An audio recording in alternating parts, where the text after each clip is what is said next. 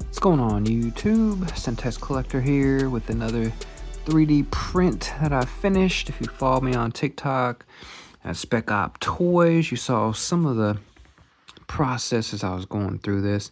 This is definitely, this is for the All Striker 1/12 scale. It's the most complicated model I've ever done. It was like almost like building like a Lego Technics project, but we'll get into that.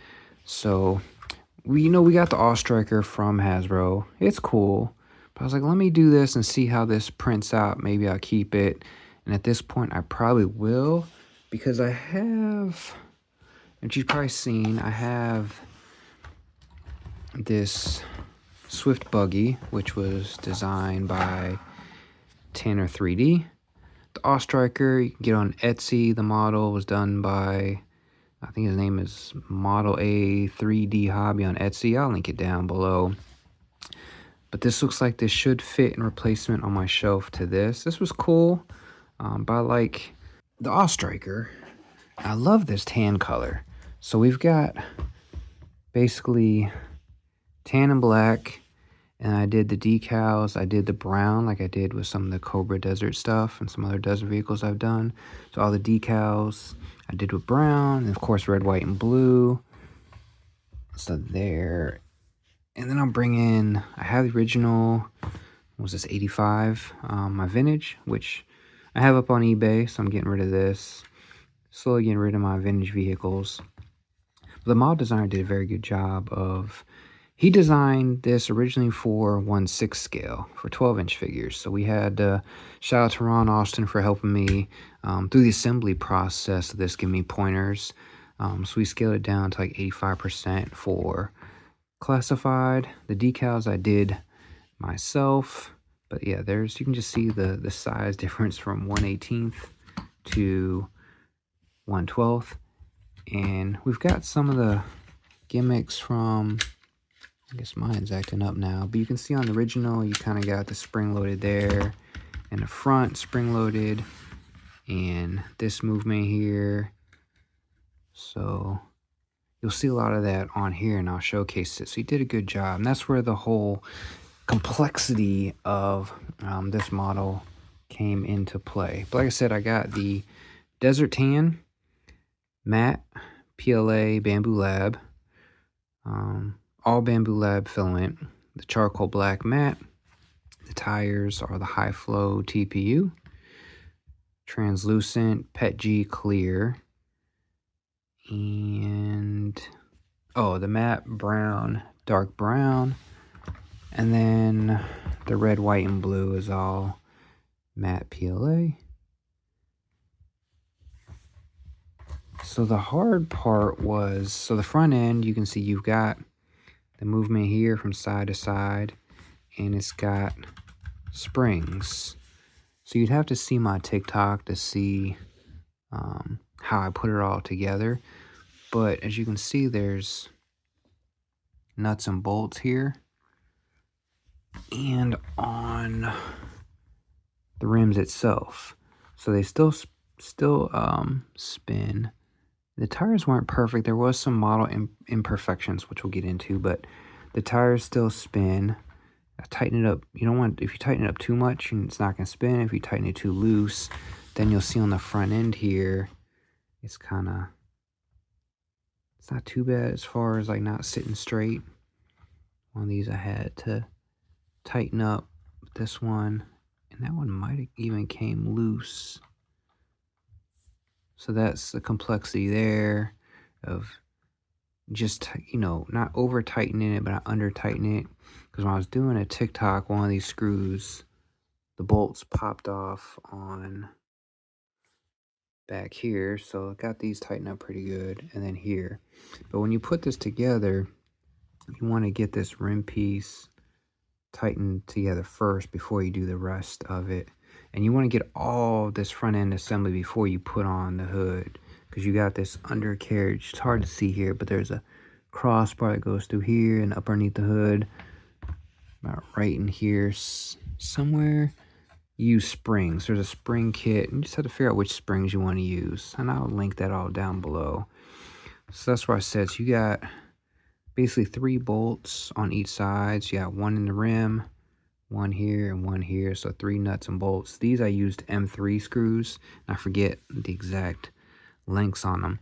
The back one for this, I had to use M4 to get through the rim, and then the other piece, that's like an M4 by I think like 40.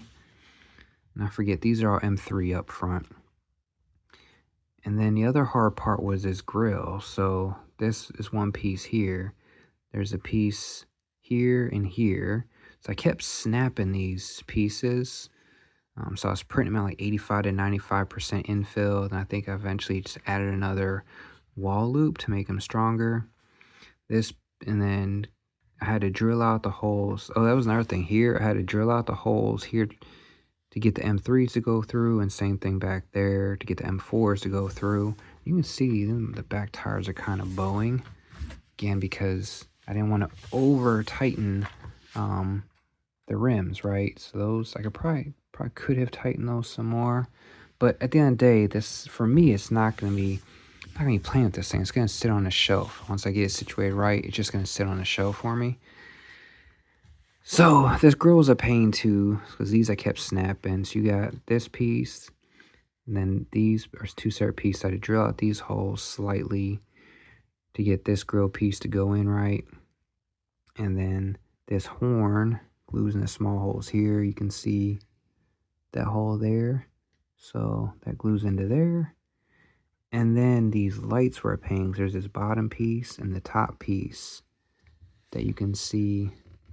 Basically,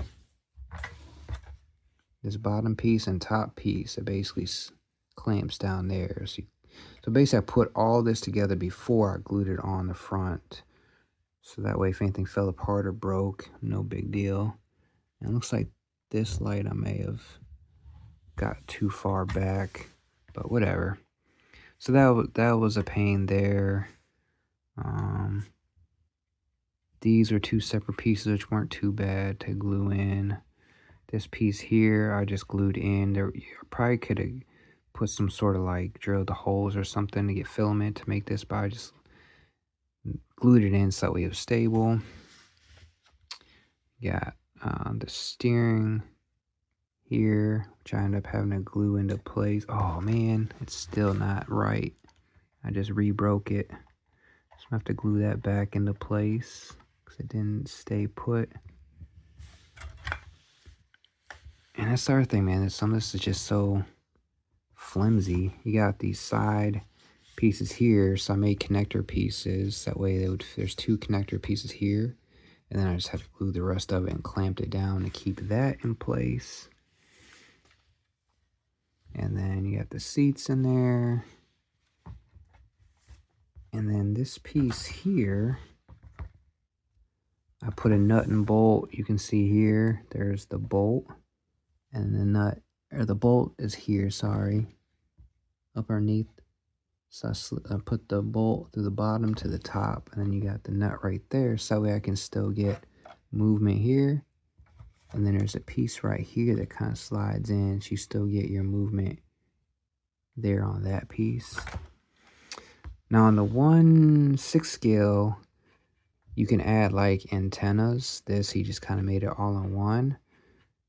But you could modify that, but I didn't really care for the antennas anyway. Like on the original model, see like here, it should have been made like that for here, but it wasn't on this scale. On the 1/6, it had it where you could add filament, but that's fine. I didn't need that anyway. And then you can see here, like the gun, I had to print and then glue together. And even the details are there, like this little detail here. So you can see all the details from the original on this one. And then again, back here, you can kind of see this bowing. And it's probably because this rear end was definitely a pain. That's why I don't want to mess with it too much, because I don't want this thing falling apart on me. You had spacers here. I think that's maybe an issue I had. I should have, my spacers might have came unglued. Yeah, like on that one. And here you can see the bolt, the end of the bolt with the nut inside of there. And but like I said, it still spins. I probably could tighten that up some more. It's probably why I'm getting bowing. Yeah, I can see here. Like I could probably tighten this screw up some more, but whatever. We got that. And then the rear, I got the star here like the original. And I don't get into all the extra beware and danger stickers, latch. I just try to get the main stickers. Oh, I guess I had some red lights here. I probably could have added there. I guess those are brake lights or something. And then this piece actually comes off the trunk, and you can see the engine.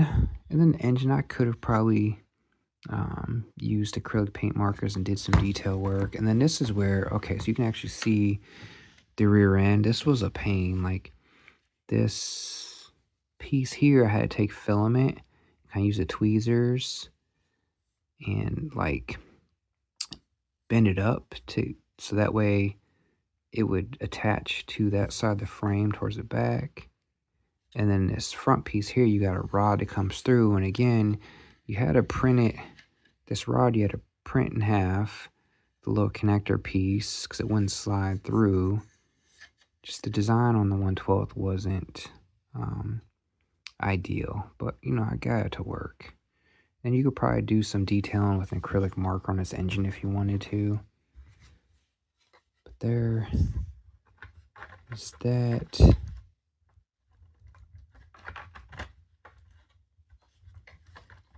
And you got this detail piece there that presses on. So for 1/6 scale, it was definitely designed better because the parts are bigger, so easier to deal with. But at 1/12, yeah, these parts were definitely smaller and harder to deal with. I'll have to come back and re-glue this steering wheel, it looks like. That sucks. I thought I glued it on there. But as you can see, we've got Dusty in there because crankcase is in the other awe striker. And we've got the female, so the figures fit in here fine. I could probably push him down some more, but yeah, it looks like he's fine sitting there. There's a female action force. I should have probably added foot pegs like the original because it didn't have it on here. But I should be able to easily put figures over here and they should stand up fine. Now, yeah, you can see the springs. I forgot which size spring. I just grabbed one to try to get the best working there. But yeah, there we go. There. And then I did these stars in brown like the original. The flag, that number. Oh, and then the other imperfection was over here. These pieces are separate. For some reason, that side, the passenger side, fit perfectly fine. But over here, something was off on the back end. So I had to clip over here and clip here to get that piece to fit right. Because something here on the back end is off. You can see. Yeah, like I feel like this piece, this over here is farther back. This is farther front. So something's off on this design. And this roll cage, I glued in half. So there's this front piece here to this front piece in the back. So, you know. And then I had a print imperfection. I don't know if it was me or the design, but I got a print imperfection here on the hood, and I noticed it later. I was like, I'm not reprinting this. So for me, this is going to look great on my shelf as a display piece. It is what it is. Like I said, this thing was complicated. Maybe I could do it better next time since I know what I did this time. If I do another one, maybe I'll do like a Night Force one. So there's the Hasbro. I do like how, it's unique, but I just like the look of the OG. I went with the desert color. Yeah, it's gonna look good on my shelf. Hopefully I can get both these on the shelf. That's my working on next.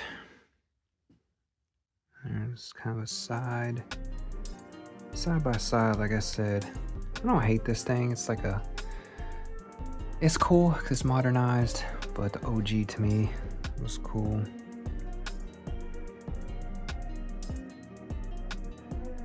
And the Ostrich was the first vehicle I ever had when I started collecting in '86 as a kid.